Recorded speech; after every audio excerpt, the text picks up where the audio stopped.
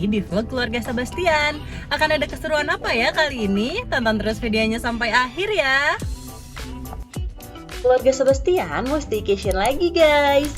Kali ini pilihan tempat menginapnya di hotel yang dekat dengan Masjid Al Jabar Bandung. Biar bisa sekalian sholat di sana dan bisa ngeliat keindahan Masjid Al Jabar di waktu malam. Karena dari hotel ini tuh bisa kelihatan langsung pemandangan Masjid Al Jabar. Apalagi di waktu malam kan lampu-lampunya lagi pada nyala tuh. Nah ini dia hotelnya, namanya Hotel Sakti. Ada di Jalan Gede Bage, Kota Bandung. Tepatnya di seberang Pasar Gede Bage. Mau berenang? Di sini, hore dulu dong. Yuk. Parkiran hotelnya itu luas, bisa kalian lihat kan tuh kapasitas mobilnya itu muat banyak. Selain di bagian samping dan depan hotel, di bagian belakangnya juga masih ada tempat parkir bisa muat mobil dan motor, itu pun jumlahnya bisa muat banyak banget. Jadi kalau misalnya hotelnya lagi penuh pun kalian nggak perlu takut nggak kebagian parkiran, karena di sini parkirannya itu luas banget. Nah lanjut lagi ya, masuk ke lobby. Ini lobbynya pun cukup luas. Interior lobbynya itu modern, tapi juga kelihatan mewah. Selain itu, lobbynya sangat nyaman dan terdapat banyak sofa. Jadi kalau misalnya kalian mau nunggu check-in, karena check-innya kan jam 2, misalnya kalian datang ke sini setengah 2, belum waktunya check-in tuh bisa nunggu dulu di sofa. Kalau misalnya kalian datangnya itu keburu jam maghrib, di sini disediain buat tajil. Buat check-innya pun mudah, jadi prosesnya cepat. Dan aku beli kemarin lagi di aplikasi tiket.com, harganya itu sekitar 500 ribuan udah sama sarapan. Nah karena sekarang lagi bulan puasa, jadi sarapannya diganti ke sahur.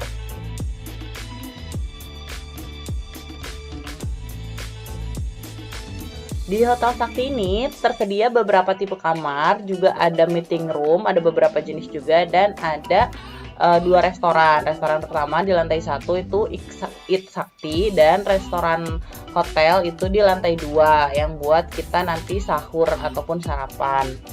Kamarnya ini kami mengambil yang double deluxe, ada di lantai 8.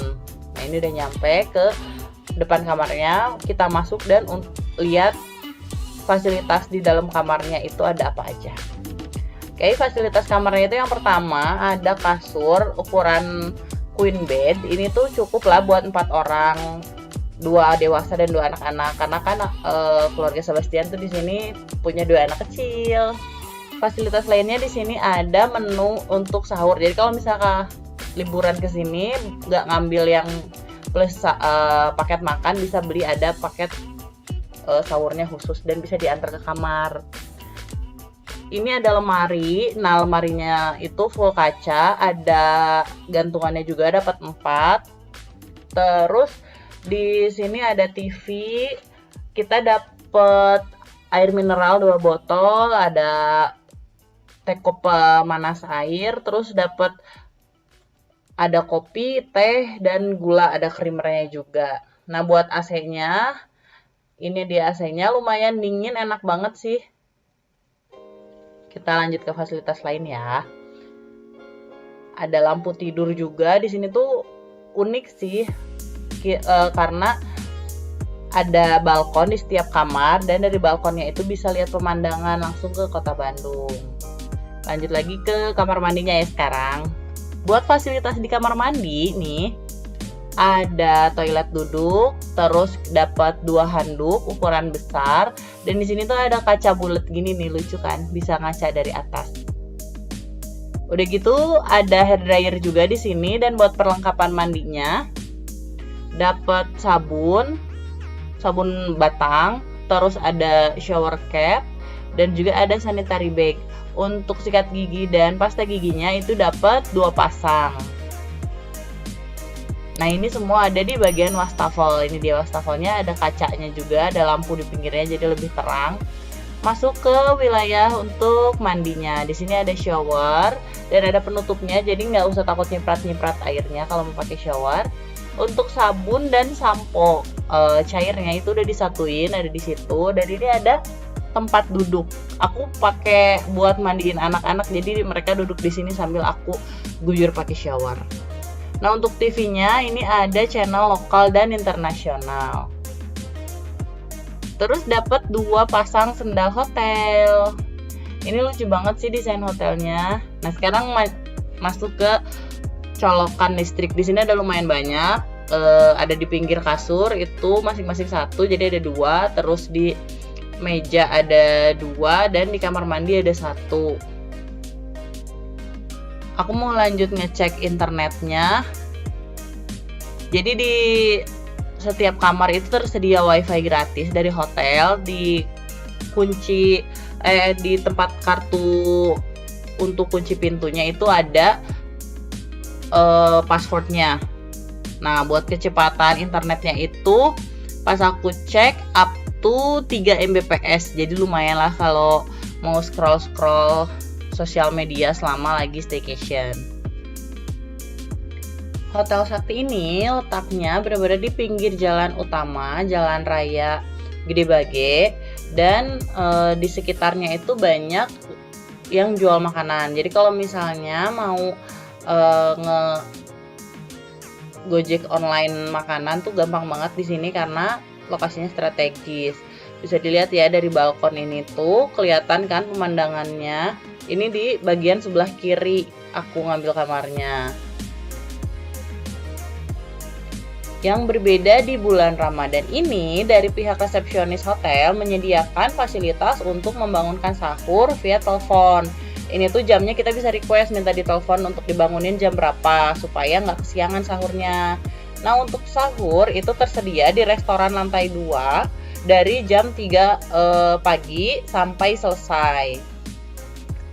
Untuk fasilitas sahurnya, selain disediakan sahur di restoran lantai 2, kalian juga bisa request untuk minta diantar makanannya ke kamar kalau misalnya nggak mau turun ke restoran yang di lantai 2. Nah, ini aku sahur jam setengah 4. Jadi bangun dari kamar tuh sekitar jam 3:15.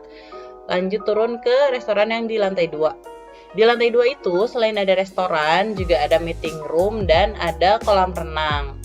Nanti dari lift itu ketika udah keluar lift, mau masuk ke restoran itu tinggal lurus aja. Di depan nanti mentok belok kanan. Nah, pas masuk ke restoran itu ada staff hotelnya nanya kita dari kamar berapa. Setiap kamar itu untuk kamar double deluxe itu bisa untuk 2 orang makan. Buat makanannya juga lengkap. Di sini ada kopi sama teh, ada buahnya juga, lagi ada pepaya sama semangka, dan ini ada puding mangga.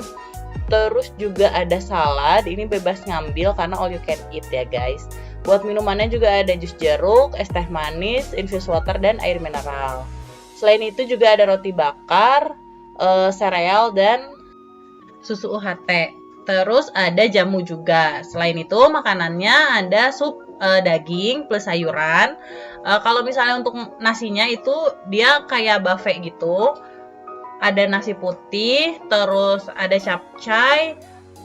Selain itu juga ada pasta dan bitter balance. Terus buat lauknya ada kakap filet dan ayam mentega. Dan rasanya tuh semuanya enak sih menurut aku. Nah, kalau pas sarapan itu ada cuanki. Kalau misalnya sahur kan nggak ada tuh cuankinya. Kalau pas sarapan ada. Selesai makan langsung balik lagi ke kamar buat sholat subuh dan siap-siap mau berenang sama anak-anak nanti pagi. Untuk fasilitas kolam renang dari Hotel Sakti ini bisa digunakan dari pukul 6 pagi sampai pukul 6 sore. Nah, aku mau berenang sama anak-anak itu sekitar jam 8 pagi dan itu masih sepi banget, belum ada yang berenang. Jadi kita yang pertama ke sana. Dari lift itu keluar lift tinggal belok kiri langsung ada pintu masuk ke wilayah kolam renangnya. Di sini juga ada ruang bilas dan toilet. Jadi kalau misalnya selesai berenang bisa dibilas dulu di sini. Untuk anduknya sendiri nggak perlu bawa dari kamar karena disediakan ada pool towel khusus ya untuk di kolam renang. Nah, ini anduk bersihnya bisa ngambil di sini. Nanti kalau misalnya sudah digunakan, disimpan lagi di keranjang handuk kotor yang ini yang besar. Kolam renangnya itu ada 2 bagian. Dari satu kolam yang luas ini itu dibagi dua. Ada bagian yang khusus untuk anak-anak nih yang dibatasin pagar ini. Kedalamannya sekitar 50 cm, jadi pas lah buat anak-anak. Sedangkan untuk kolam renang dewasanya itu kedalamannya sekitar 140 cm dari ujung ke ujung, jadi nggak makin dalam gitu loh si kolam renangnya. Saran dari aku sih kalau misalnya mau berenang itu enaknya di jam 8 sampai jam 10 pagi atau mungkin lebih pagi dari jam 6 atau jam 7-an, karena di sini tuh nggak ada penutupnya, jadi full outdoor. Kalau misalnya panas tuh kerasa banget, tapi karena dia di lantai 2 jadi masih ada angin yang kerasanya gitu loh.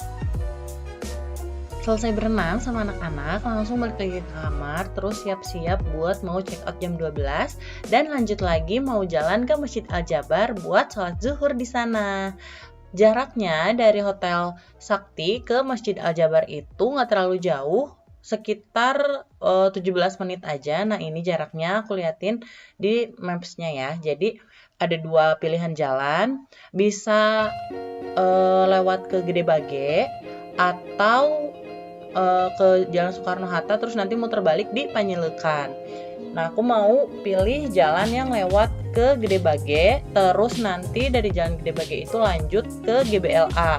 Dari GBLA baru masuk ke daerah Cimincrang. Nah di daerah Cimincrang ini adalah tempat Masjid Al-Jabar berada. Udah sampai nih di Masjid Raya Al-Jabar Bandung, masuk langsung parkir. Nah di sini tuh parkirnya kalian bisa ngasih seikhlasnya, jadi nggak ditarif untuk parkirnya.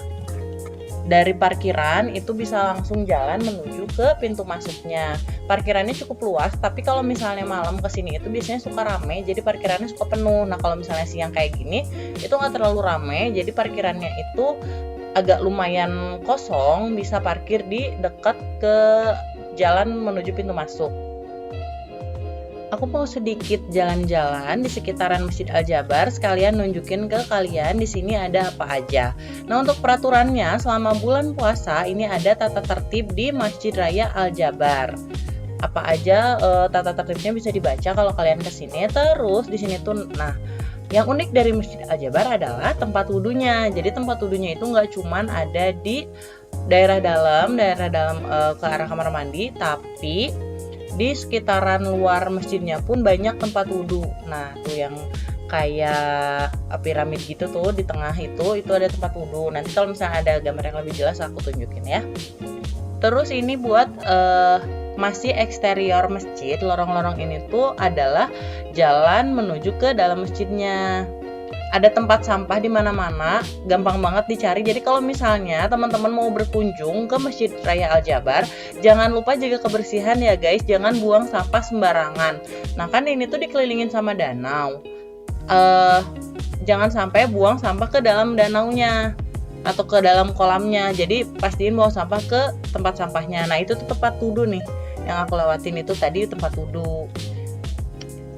Masjid Al-Jabar ini juga didesain ramah sekali untuk disabilitas. Jadi kalau misalnya pengguna kursi roda kesini itu jalannya mudah untuk dilalui. Nah ini tempat wudhu yang tadi aku sebutin. Kalau misalnya mau masuk ke dalam masjidnya itu ada beberapa pintu masuk. Kalian bisa pilih mau lewat pintu masuk mana aja. Dan di dalam masjidnya tuh adem banget serta bersih. Jadi usahakan jaga kebersihan ya kalau lagi mau di dalam ataupun di daerah luar masjidnya. Nah ini dalamnya bersih banget dan bagus banget sih desainnya. Seperti biasa, aku mau ngasih tahu rincian biaya yang aku gunakan untuk staycation kali ini. Aku bener-bener cuman ngeluarin untuk nginep aja di hotel, itu biayanya 452.000 plus biaya parkir di Masjid Al-Jabar itu 10.000. Sebenarnya seikhlasnya ngasihnya, jadi kalian mau ngasih berapapun ke tukang parkirnya itu bebas. Nah untuk di Hotel Saktinya itu dia free parkir untuk pengunjung yang nginep di sana. Jadi buat kalian yang pengen ke Masjid Al-Jabar tapi rumahnya di luar Bandung, ini rekomen banget untuk nginep di Hotel Sakti karena lokasinya strategis dan deket banget ke Masjid Al-Jabar. Kalau misal kalian pengen tahu rekomendasi penginapan, tempat wisata ataupun kuliner lainnya, boleh subscribe channel Keluarga Sebastian ini. Jangan lupa like, komen, dan share. Selanjutnya kemana lagi ya?